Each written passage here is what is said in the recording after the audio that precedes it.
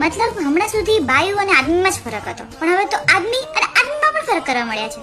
ઘરના લગ્નમાં આદમીઓનું ઢોલ વગાડવું અને નાચવું કૂદવું એ સોસાયટીની રૂલ બુકની અગેન્સ્ટ હતું, પણ બીજાના લગ્નમાં મંડળીમાં ઢોલ વગાડવા વાળા આદમી જ છે.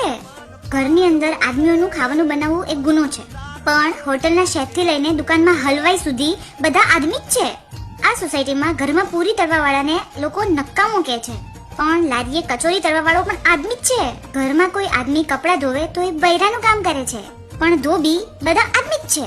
કોઈ આદમી પોતાના બૈરાને થાળી પીરસે કે પછી કઈ પૂછે તો બૈરી ગયેલા છે, પણ રેસ્ટોરન્ટમાં બધા વેઇટર આદમી જ છે.